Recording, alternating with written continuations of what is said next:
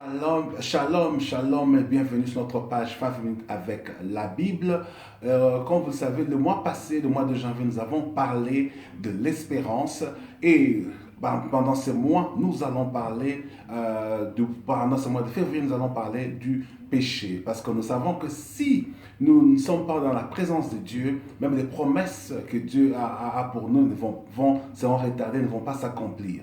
Et comme sous-thème de ce jour, nous allons parler du salaire du péché, parce que nous savons que le péché, c'est une désobéissance à la parole de Dieu, une désobéissance à la loi de Dieu. Et parce que c'est un concept que nous devons savoir en tant qu'enfants de Dieu, en tant que chrétiens. Alors, nous allons lire rapidement les livres de Genèse, chapitre 3, nous allons prendre le verset 6, et puis nous allons sauter prendre le verset 8 et puis le verset 10. Nous allons lire au nom de Jésus-Christ. Nous lisons Genèse chapitre 3 verset 6. La femme vit que l'arbre était bon à manger et agréable à la vue et qu'il était précieux pour ouvrir l'intelligence. Elle prit de son fruit et en mangea, et l'en donna aussi à son mari qui était auprès d'elle, et il en mangea. Verset 8. Alors ils entendirent la voix de l'Éternel Dieu qui parcourait le jardin vers le soir. Et l'homme et sa femme se cachèrent loin de sa face de l'Éternel Dieu au milieu des arbres du jardin. Verset 10.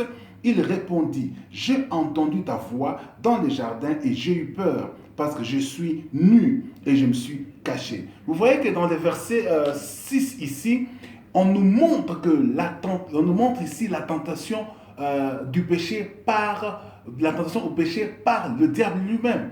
Bien aimé, j'aimerais vous dire une chose. Mais ne pensez pas que parce que vous êtes chrétien que vous ne serez pas tenté. Rappelez-vous, Jésus-Christ a été tenté après 40 jours de jeûne et prière. Jésus-Christ a été tenté. Alors, demeurons, soyons vigilants pour ne pas tomber dans la tentation. Et le verset 8 ici nous démontre que le péché nous éloigne de la face de Dieu.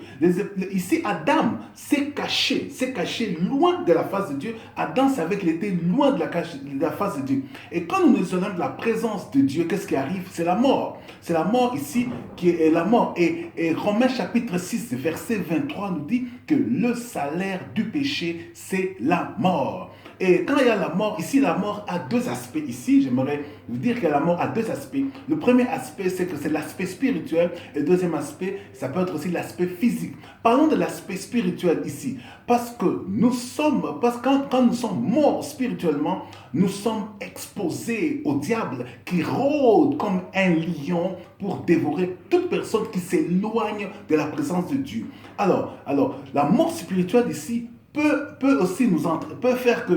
avoir des conséquences ici. Les conséquences, c'est que les malédictions familiales, toutes les malédictions qui ont été prononcées contre la famille, contre vous, seront réalité et viendront sur toi, comme Deutéronome 28 verset 15 le dit.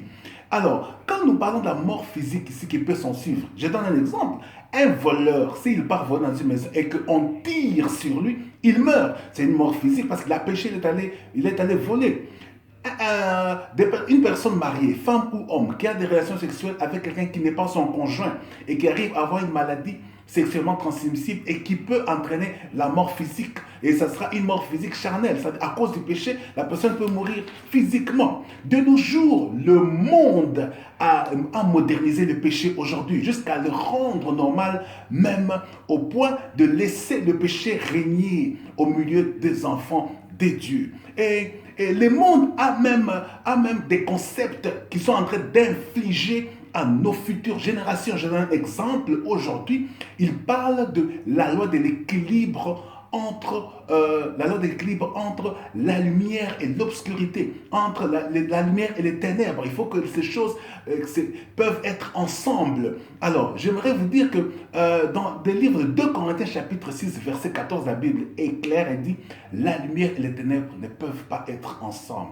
Aujourd'hui, bien aimé, ce n'est plus à cacher aux yeux du monde entier, c'est officiel aujourd'hui. Le monde accepte certaines églises, certaines assemblées certaines personnes acceptent aujourd'hui le mariage entre hommes et hommes, ou le mariage entre femmes et femmes, c'est officiel et c'est reconnu. Aujourd'hui, l'impudicité est rendue officielle. Sur les chaînes des radios et des télévisions, le phénomène copain-copine est rendu normal. C'est-à-dire, quand on parle de copain-copine, c'est-à-dire que des personnes qui couchent ensemble avant le mariage et qui vivent même ensemble.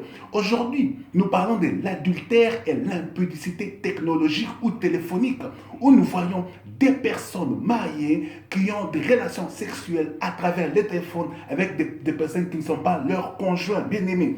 L'adultère est en train de battre son plein téléphoniquement et c'est normal. Bien-aimés dans le Seigneur, toutes ces choses que vous connaissez, ce péché mignon que tu connais, que ça peut être la masturbation, la pornographie, ou même la corruption pour avoir un travail, ces choses, tu les connais très bien. Bien aimé, ces choses vont nous éloigner la face de Dieu. Retournons vers Dieu. Il n'est pas tard, mon frère, ma soeur. Ressaisis-toi. Il n'est pas tard de venir à Dieu, parce que je voudrais vous dire que la grâce de Dieu est encore disponible. Que mon Dieu vous fortifie et vous éclaire grâce au Saint-Esprit au nom de Jésus-Christ. Amen.